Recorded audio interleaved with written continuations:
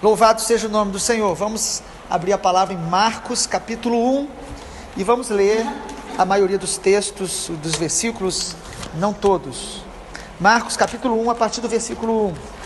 Princípio do Evangelho de Jesus Cristo, Filho de Deus. Conforme está escrito na profecia de Isaías: eis aí envio diante da tua face o meu mensageiro, o qual preparará o teu caminho. Voz do que clama no deserto: preparai o caminho do Senhor, endireitai as suas veredas. Apareceu João Batista no deserto, pregando batismo de arrependimento para remissão de pecados. Saíam a ter com ele toda a província da Judéia e os habitantes de Jerusalém, e confessando seus pecados eram batizados por ele no Rio Jordão. As vestes de João eram feitas de camelo, ou de pelos de camelo. Ele trazia um cinto de couro e se alimentava de gafanhotos e mel silvestre. E pregava dizendo: após mim vem aquele que é mais poderoso do que eu, do qual não sou digno de me curvando desatar as correias das sandálias. Eu vos tenho batizado com água, ele, porém, vos batizará com o Espírito Santo.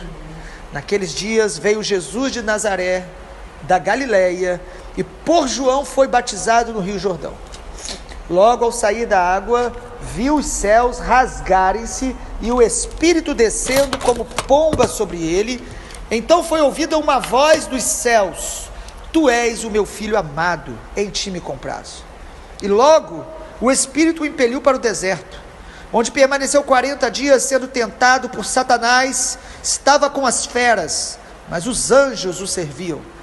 Depois de João ter sido preso, Jesus foi para a Galileia pregando o Evangelho de Deus, dizendo: o tempo está cumprido e o reino de Deus está próximo. Arrependei-vos e crede no Evangelho. Caminhando junto ao mar da Galileia, viu os irmãos Simão e André, que lançavam as redes no mar, porque eles eram pescadores. Disse Jesus: vinde após mim e eu vos farei pescadores de homens. Então eles deixaram imediatamente as redes e o seguiram.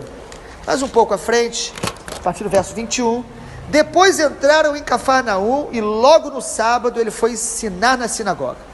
Maravilhavam-se da doutrina, porque ensinava como quem tem autoridade e não como os escribas. Não tardou que aparecesse na sinagoga um homem possesso de espírito imundo, que bradou: que temos nós contigo, Jesus Nazareno? Vieste para perder-nos? Bem sei que és o santo de Deus. Mas Jesus o repreendeu, dizendo: cala-te e sai desse homem. O espírito imundo, agitando violentamente, bradando em alta voz, saiu dele. Todos se admiravam a ponto de perguntarem entre si: que venha a ser isto uma nova doutrina? Com autoridade ele ordena aos espíritos imundos e eles lhe obedecem. O versículo 29 fala que Jesus saiu da sinagoga e foi com Tiago e João para a casa de Simão e André. O irmão Pedro, né? Simão é Pedro e André. A sogra de Simão se achava acamada com febre e logo lhe falaram a respeito dela. Ele se aproximou, tomando-a pela mão, e a febre deixou, passando ela a servi-los. E a partir do versículo 32, diz que Jesus percorreu as cidades e trouxeram enfermos e endemoniados. Ele curou muitos doentes das enfermidades, expeliu muitos demônios, não lhe permitindo que falasse, porque sabiam quem era ele. E no versículo 35, tendo se levantado à alta madrugada, saiu e foi para um lugar deserto e ali orava. Até aí não vamos ler todos os versículos, mas quase todos. A partir de hoje vamos começar a meditar no Evangelho de Marcos, um dentre os 4 evangelhos que foram escritos, narrando a vida de Jesus, o nascimento de Jesus, o propósito de Jesus de morrer na cruz por nós, as curas, os milagres. Precisamos meditar nos evangelhos. O evangelho é um só e ele é de Jesus, mas o Senhor inspirou 4 homens para escrever o mesmo evangelho em perspectivas diferentes, com ênfase diferentes, mas descrevendo, enfatizando a mesma verdade: a vinda do Filho de Deus, a vinda de Jesus, o cumprimento das promessas. E Mateus, Marcos e Lucas são chamados de evangelhos sinóticos, porque tem a visão similar, parecida. E João já é um evangelho que contém muitas experiências de Jesus que os três evangelhos não contam. Por que nós estamos meditando em Marcos depois de ler e estudar Atos? Por várias razões, mas eu quero primeiro colocar um tema para a gente pensar e ler o evangelho de Marcos nesses próximos dias e semanas. Cada evangelho tem uma ênfase acerca de Jesus. A maioria dos estudiosos concorda que Mateus enfatiza Jesus como o rei. Jesus como o rei, não um rei, mas o rei prometido em toda a escritura, que viria para reinar sobre toda a terra de maneira absoluta, porque ele já é rei, ele reina, mas Jesus veio para manifestar o reino de Deus aos homens. Marcos já enfatiza Jesus como servo, o rei que se fez servo. Percebemos no evangelho de Marcos, Jesus sempre servindo, curando, tocando as pessoas. É um evangelho que mostra muito os atos de Jesus. A palavra imediatamente aparece muito. Ele já começa narrando o que Jesus estava fazendo. Não tem aquela introdução toda de Mateus falando da genealogia. Não tem o nascimento de Jesus com detalhes como o evangelho de Lucas, que já foi mais direcionado aos judeus. Marcos é direto no assunto, mostra quem é Jesus. O propósito é mostrar a identidade de Jesus e o propósito de Jesus ter vindo para salvar a humanidade. Marcos não era apóstolo. Muitas pessoas começam a achar que todos aqui eram apóstolos. Na verdade, apenas quem escreveu o evangelho foi apóstolo Mateus e João. Marcos era um discípulo, a Bíblia não fala detalhes da vida dele, mas a história mostra que ele era um bom discípulo de Pedro. O que ele escreve provavelmente era o que ele ouviu de Pedro.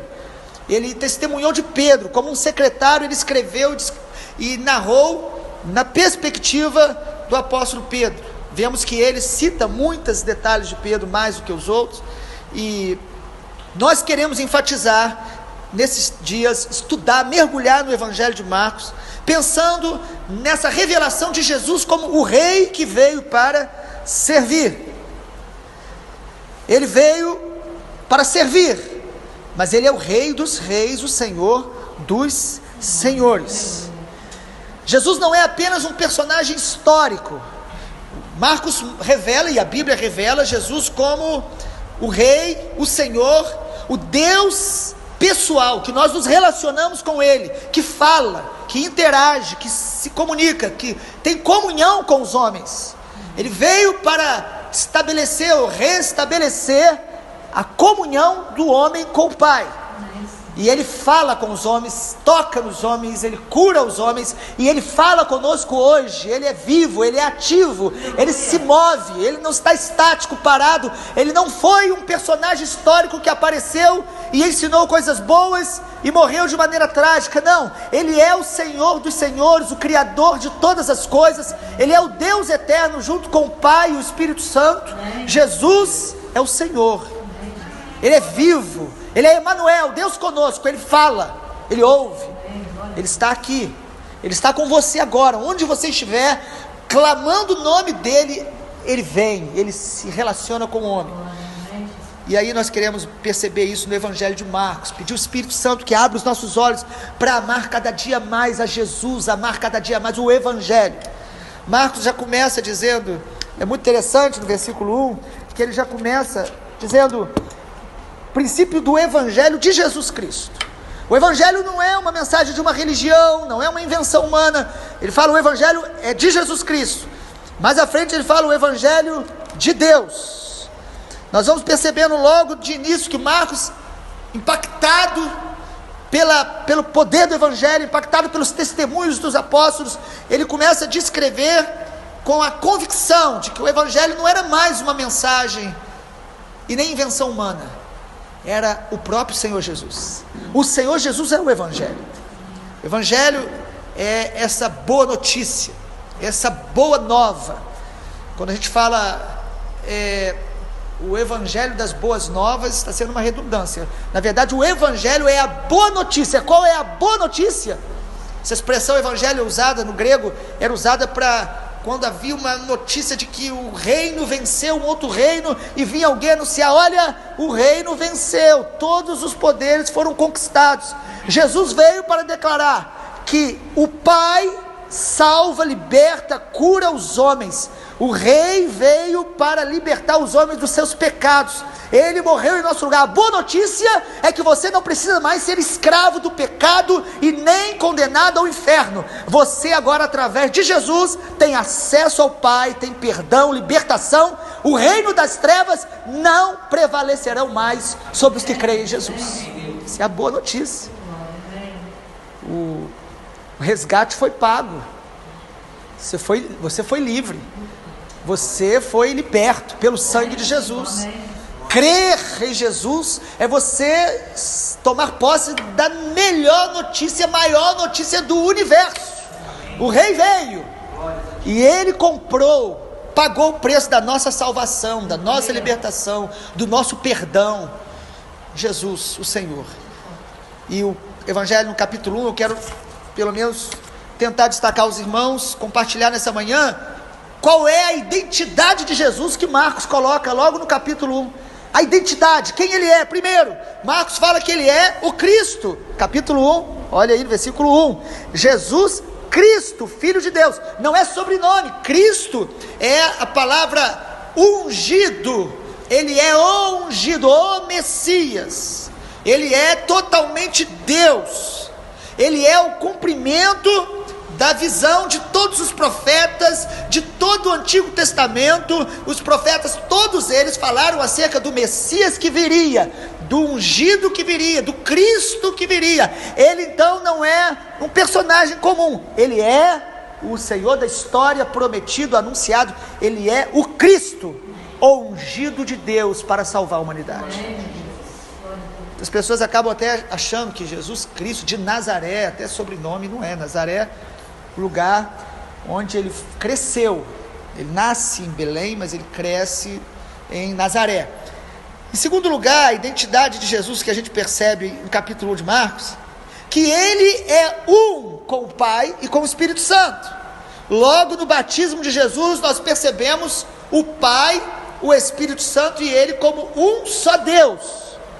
Esse é o grande mistério da divindade, que durante a história promoveu divisões, debates, mas que pela fé e pela Escritura nós percebemos o Deus único, o Deus que é um só. Ele é triuno, ele se manifesta em três personalidades distintas com a mesma natureza, um só Deus, mas três personalidades. Jesus é Deus, e na hora do batismo isso fica muito claro, onde o Pai diz: este é o meu Filho amado em quem eu tenho prazer, e o Espírito Santo sobre ele.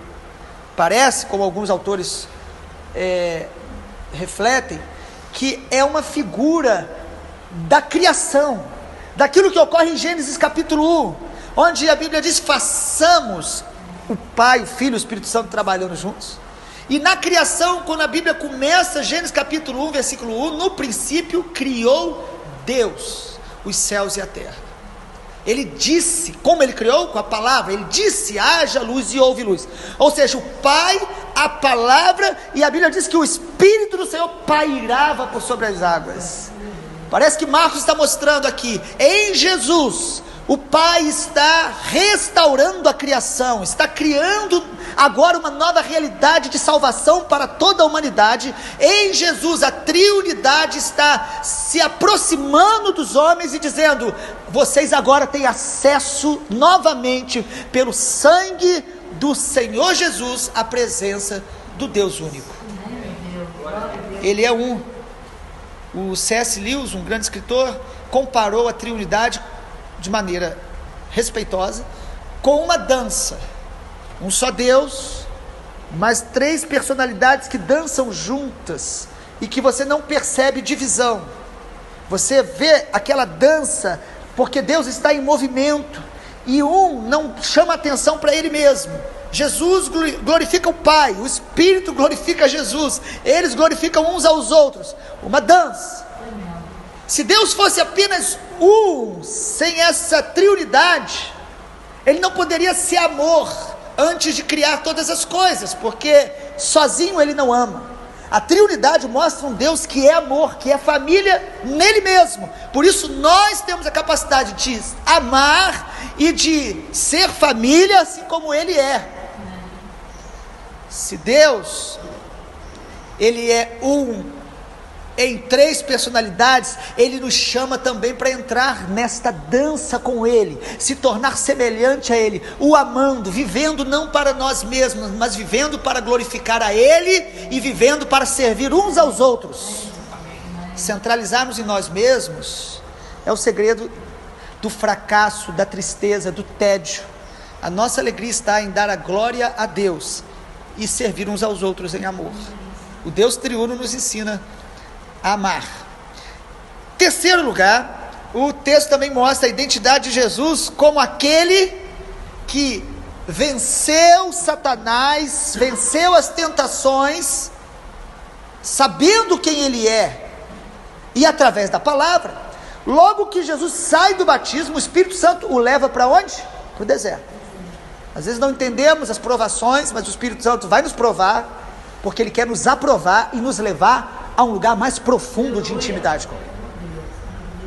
Por isso as suas provas e as minhas, porque ele nos chama a ser aprovado, conhecê-lo mais. Jesus vai para o deserto pelo Espírito Santo, e Satanás vai lá, parece com a criação. O Senhor cria Adão e Eva, e Satanás vai lá tentar. Mas a diferença é que Jesus vence Satanás. Ele vence, e ele vence afirmando quem ele era, e afirmando a sua confiança e dependência da palavra de Deus. É Mateus capítulo 4 e Lucas capítulo 4 que descreve aquela batalha, pelo menos parte dela, porque a Bíblia diz que ele foi tentado de muitas outras maneiras ali naqueles 40 dias, e ele vencia dizendo: está escrito, está escrito. Satanás chega diante de Jesus e tenta fazê-lo duvidar da identidade dele. Se você é filho, prova, se és filho. Mas o pai acabou de falar que ele era filho. O pai acabou de declarar que ele era filho. Toda vez que Deus nos dá uma palavra, Satanás vai tentar nos fazer duvidar se realmente Deus falou aquilo, se realmente nós somos o que Deus diz que somos. E Jesus falou: está escrito. Ou seja, Jesus falou: a palavra do meu pai é suficiente para eu saber quem eu sou. Eu não preciso provar para ninguém, eu não preciso provar para as pessoas. Quando eu quero provar algo é porque eu já estou com dúvida. Em quarto lugar, o texto também mostra Jesus como aquele que anuncia o Evangelho. O texto no versículo 14 mostra que Jesus, logo quando sai do deserto, ele sai no poder do Espírito Santo. É interessante que o deserto tem feras, mas os anjos estão com ele. Mas o versículo no versículo 14 diz: depois que João foi preso, Jesus vai e prega o Evangelho, arrependei-vos e crede no Evangelho. Jesus já sai, ele é aquele que prega a salvação, o perdão, a libertação, mas não uma salvação que você adquire por mérito. A religião ensina os homens a praticar algumas coisas para serem salvos. Jesus declara: eu fiz tudo para que você seja salvo. Creia no Evangelho e arrepende-te, muda o teu coração e creia no Evangelho, e você tem perdão, cura, libertação, salvação, porque o Evangelho é o poder de Deus para a salvação de todo aquele que nele crê. Jesus é aquele que prega o Evangelho. Ele não prega uma nova religião, ele não prega bons conselhos, ele prega o Evangelho. Crer no seu sacrifício te liberta, te cura, te salva, te transforma. Arrependa-te, ou seja, muda de ideia, muda de pensamento. Isso significa arrependimento. Em quinto lugar, a identidade de Jesus, que nós queremos destacar: ele chama os homens para se tornarem seus discípulos. O texto mostra Jesus chamando pelo menos aí 4 que se tornariam apóstolos, irmãos, e o texto mostra isso de maneira muito clara, que eles deixaram a rede, deixaram a pescaria e imediatamente seguiram a Jesus. A identidade de Jesus como esse rei que veio para ser servo é que ele veio para nos servir, mas ele veio para nos chamar para segui-lo de maneira rápida e restrita, renunciando tudo para colocá-lo em primeiro lugar. Aqueles homens eram pescadores, a Bíblia diz que eles deixaram tudo. Não significa que a gente tem que deixar nossa família, deixar nossa profissão, mas significa que a família, a profissão, tudo que a gente faz, o que a gente gosta, não podem competir com Jesus em nada na nossa vida. Ele precisa ser o Senhor, o primeiro lugar. A nossa vida precisa girar em torno de Jesus, e não em torno do nosso status, dos nossos bens, do que nós somos diante da sociedade. Jesus chama aqueles homens, eles largam tudo. A Bíblia então, Marcos capítulo 1, mostra o Senhor Jesus, o rei que chama os homens a se tornarem seus discípulos, seus seguidores. Apenas mais duas coisas que eu quero compartilhar. Em sexto lugar, a identidade de Jesus em Marcos capítulo 1. Jesus é aquele que ensina, que cura e que liberta. O texto mostra Jesus ensinando, ou seja, quem anda com Jesus está aprendendo, está ouvindo, está sendo de maneira pedagógica transformado. Jesus tem mandamentos, Jesus tem ensinamentos, Jesus tem instrução para o nosso coração. Ele não é um Deus mágico que dá um toque mágico para que a nossa vida mude. Não, Ele vai nos ensinando, nos reeducando, vai corrigindo a nossa forma de pensar e nos mudando do nosso foco. A cultura que vai reinar em nossa vida não é a cultura da nossa família ou a cultura do nosso século, mas é a cultura do céu, é a cultura do reino de Deus. O texto mostra Jesus ensinando, e ensinando como quem tem autoridade. Essa palavra é muito importante e aparece muito aqui em Marcos capítulo 1. É alguém autorizado. De onde vem a palavra autor? É alguém que é autêntico, é alguém que ele pode falar, porque ele é o criador de todas as coisas, e ele tem toda a autoridade para falar sobre todos os assuntos. Jesus é aquele que ensina, mas também é aquele que cura e que liberta. Ele repreende enfermidades, ele liberta as pessoas endemoniadas. Jesus é o Senhor sobre todas as coisas. E em último lugar, Marcos também apresenta Jesus como aquele que depende do Pai em todas as coisas. É interessante, logo nesse capítulo 1, cura, milagre, repreendendo ali a febre da sogra de Pedro, mas de repente o versículo 35 parece que tem uma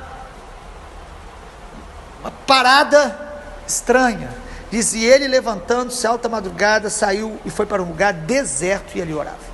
A multidão estava atrás dele. O versículo 36 vai mostrando logo isso, e mostra que Pedro já estava preocupado, falou: olha só, todos estão te procurando, todos estão te buscando. Jesus falou: não, vamos para outros lugares, a fim de que eu pregue ali, porque é para isso que eu vim. Ou seja, o foco dele não é a multidão. Ele não quer, ele não prioriza ou valoriza o número de pessoas, o sucesso aparente, mas Jesus queria fazer a vontade do Pai, e a vontade do Pai precisa ser buscada no lugar sós, orando, enfatizando não a quantidade, mas a qualidade. Ele queria que as pessoas o seguissem com entendimento, sabendo o que estava fazendo, não uma multidão apenas por ver um milagre, por ver uma cura. Jesus dependia do Pai em tudo, até para sair de perto da multidão e ir para um lugar sós. Às vezes Deus nos chama para sair do foco, dos holofotes, para estar sozinho com Ele, para buscá-lo, para ouvi-lo.